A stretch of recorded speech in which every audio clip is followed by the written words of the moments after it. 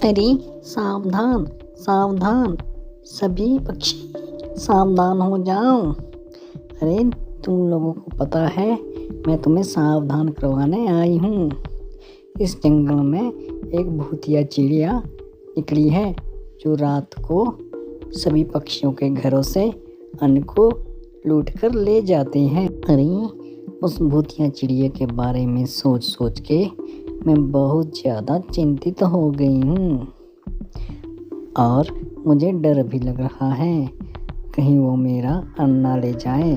सर्दियाँ भी आने वाली है, मैंने तो ये अन्न सर्दियों के लिए बचा के रखा हुआ है। अरे ये क्या, कौवा तो बड़ी खुशी खुशी से हमारी तरफ आ रहा है। लगता है कौवे को आज पक्का अन्न का भंडार मिला हुआ है। अरे कौवे कौवे, मैं तुमसे बहुत नाराज हूँ। तुम आज भी खाली हाथ आ गए, तुमने ज़रा सा भी अन्न नहीं लाया। अरे कौवी कौवी, तुम मुझसे नाराज मत हो। मेरे पास एक अद्भुत योजना है। अगर मेरी ये योजना सफल होती है और तुम मेरा साथ तो देती हो तो हमारे पास अन्न की कभी कमी नहीं होगी और हम बहुत अमीर बन जाएंगे। जंगल में हमसे ज़्यादा अन्न किसी भी पक्षी के पास नहीं होगा। इसी तरह से कौवे ने एक योजना बनाई और कौवी को वो योजना सुनाई। स्वाबश लालची कौवी भी कौवे की बातों में आ गई और योजना सुनकर कौवे के साथ काम करने को तैयार हो गई। अब दोनों अपनी इस योजना को पूरा करने के लिए निकल पड़ते हैं।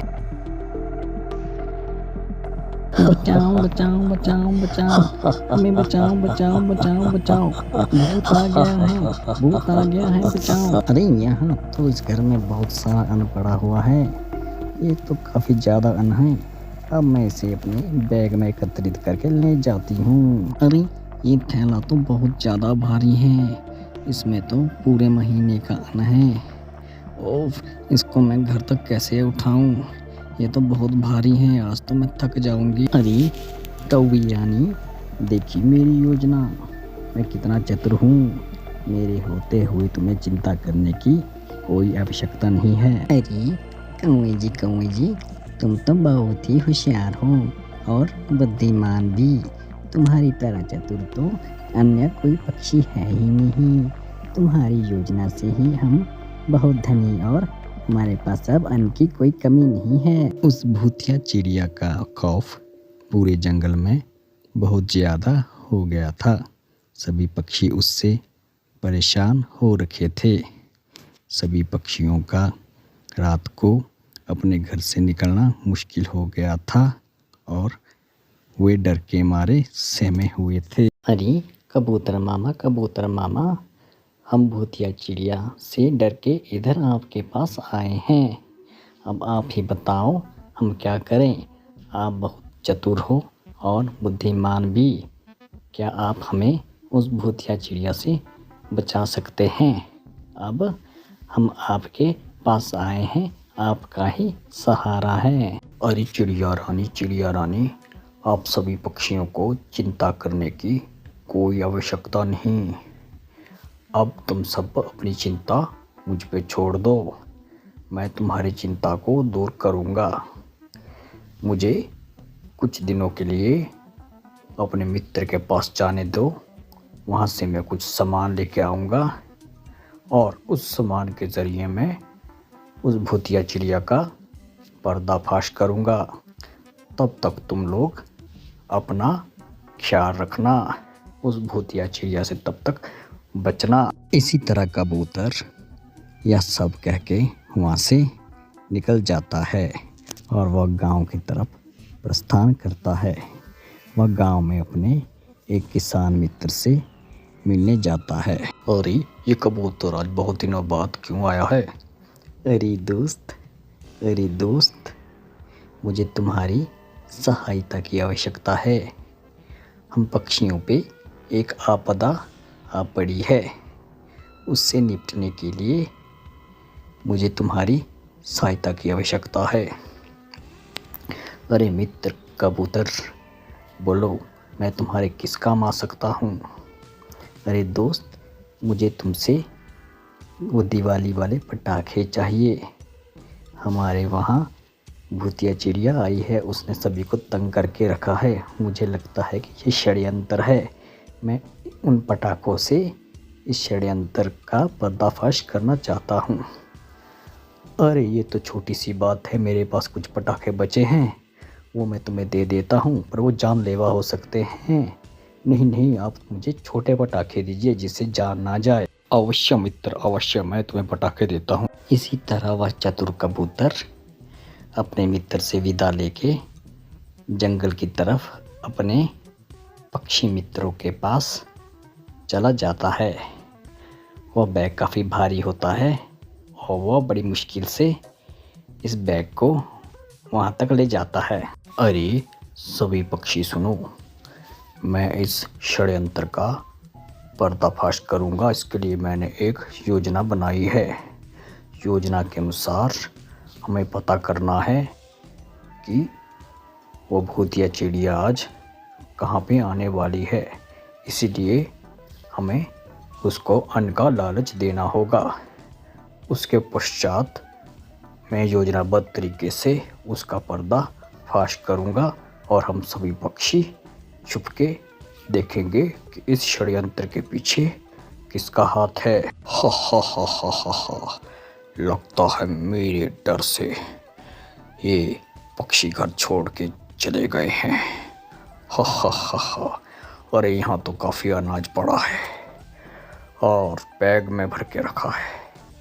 अब मैं इसी अनाज के बैग को उठा के ले जाती हूँ, ये मेरे महीने भर का खाना हो जाएगा। हा हा हा हा हा। अरे भूतिया चिड़िया तो अन्न का बैग लेके भाग गई। अरे हाँ हाँ, भूतिया चिड़िया तो अन्न का बैग लेके भाग गई।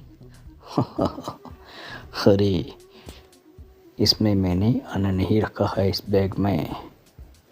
बैग में तो पटाखे हैं, पटाखे, वो भी बहुत बड़ी लंबी बत्ती वाले पटाखे। और उस बत्ती को तो मैंने आग लगा दी है। बहुत ही जल्द ये बैग फटने वाला है। तुम देखो, इस षड्यंत्र के पीछे जो भी होगा वह भी पकड़ा जाएगा। मुझे तो पूरा विश्वास है कि ये भूत नहीं है, ये कोई भूतिया चिड़िया नहीं है, ये कोई षड्यंत्रकारी है।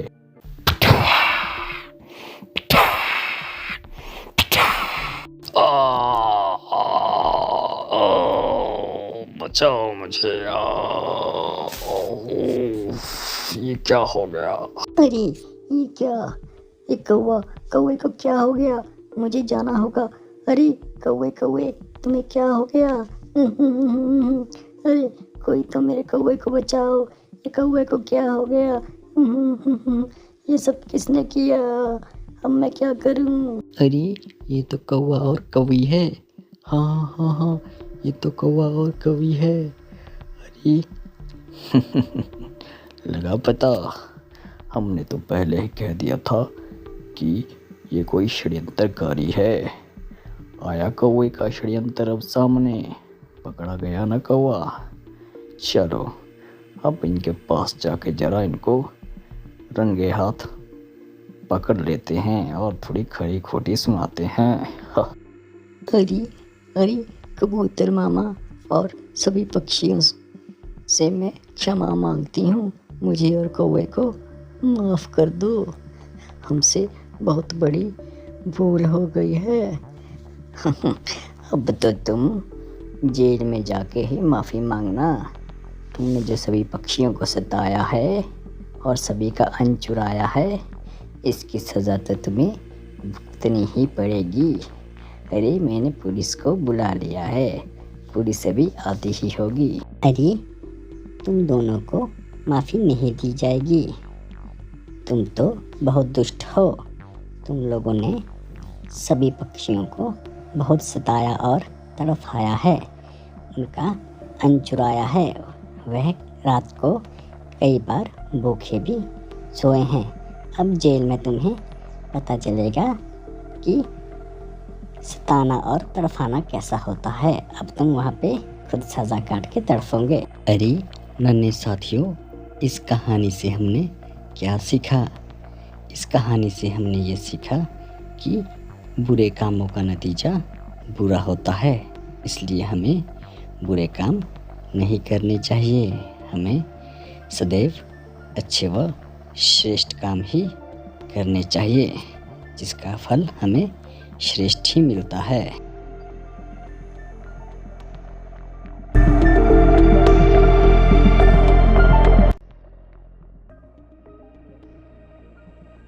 अरे कितना सुंदर नज़ारा है। अब इन वृक्षों से मैं पूछती हूँ कि ये मुझे आश्रय देंगे अथवा नहीं। अरे वृक्ष राजा, क्या तुम मुझे आश्रय दोगे? नहीं नहीं, हम तुम्हें आश्रय नहीं दे सकते। कोई ना कोई वृक्ष तो मुझे अवश्य ही आश्रय दे देगा। अरे वृक्ष राजा, क्या तुम मुझे आश्रय देना चाहोगे? अरे चिड़िया रानी तुम, नहीं, मैं तुम्हें आश्रय नहीं दे सकता। मैं क्या यहाँ के सभी वृक्ष तुम्हें आश्रय नहीं दे सकते, क्योंकि अगर हमने तुम्हें आश्रय दिया, तुम और तुम्हारा परिवार बहुत बड़ा हो जाएगा और तुम्हारे चहचहाने की आवाज़ से हमें बहुत बेचैनी होती है और हमें बहुत तकलीफ भी होती है, इसलिए हम तुम्हें आश्रय नहीं दे सकते। अरे अब तो मुझे बहुत ज़्यादा मुश्किल हो रही है। अब मैं कहाँ पे अपना घर बनाऊंगी? कोई भी वृक्ष मुझे आश्रय देने को तैयार नहीं है। अगर मैं अपना घर ज़मीन पे बनाती हूँ तो जंगली जानवर मेरे बच्चों को नष्ट कर देंगे और ज़मीन पे मैं भी सुरक्षित नहीं रहूँगी। अब मैं क्या करूँ? यहाँ पे भी कुछ वृक्ष है, मैं अब इनसे पूछती हूँ कि वह मुझे आश्रय देंगे। अरे वृक्ष राजा, क्या तुम मुझे आश्रय देंगे ताकि मैं तुम्हारे ऊपर अपना घोंसला बना सकूं? अरे नहीं, हम तुम्हें और किसी अन्य पक्षी को आश्रय नहीं देंगे, क्योंकि तुम्हारी वजह से हमारे ऊपर फल फूल नहीं आते। अरे वृक्ष राजा, ऐसा मत कहो। नहीं, यहाँ पे तुम्हें कोई भी वृक्ष आश्रय नहीं देगा, तुम यहाँ से जा सकती हो। उफ, मैं अब बहुत थक गई हूँ। अब मैं यहाँ इस पेड़ की छाया में विश्राम करती हूँ। उफ, मेरे साथ बहुत बुरा हो रहा है। मैंने किसी का भला क्या बिगाड़ा है कि सब मुझे इतना कष्ट दे रहे हैं। कोई भी वृक्ष मुझे आश्रय देने को तैयार नहीं है। अब मैं भला कहाँ जाऊंगी? अरे चिड़िया रानी, तुम इतनी दुखी क्यों हो और मैं तुम्हारी क्या सहायता कर सकता हूँ? अरे वृक्ष राजा, कोई भी मेरी सहायता करने को तैयार नहीं है। मैंने इस जंगल के सभी वृक्षों से आश्रय मांगा है पर किसी ने मुझे आश्रय नहीं दिया, बल्कि मुझे बहुत खरी खोटी सुनाई और भगा दिया। अरे ये सभी तो दुष्ट है। अरे चिड़िया रानी, तुम चाहो तो मेरी विशाल शाखाओं पे अपना घर बना सकती हो और अपने संपूर्ण परिवार सहित अपने घर में रह सकती हो। अरे पेड़ मामा, तुम्हारा हृदय तो बहुत विशाल है। मैं तुम्हारा ये एहसान जिंदगी भर कभी नहीं भूलूंगी और तुम्हारे लिए ईश्वर से दुआ करूंगी। चिड़िया रानी ने उस पेड़ के ऊपर अपना घोंसला बनाया और वहाँ अपने परिवार सहित रहने लगी। इसी तरह से कई वर्षों के बाद आम के इस विशाल वृक्ष पे इस साल भरपूर फसल आई आम के पेड़ भी यह मानने लगा था कि यह फसल चिड़िया को आश्रय देने की वजह से आई। दूसरी तरफ वनों के अन्य पेड़ों में फसल इस साल भी नहीं थी, इसलिए वह पेड़ यह मानने लगे थे कि उन्होंने चिड़िया को सहारा दिया होता तो शायद उनके वहाँ भी फसल होती।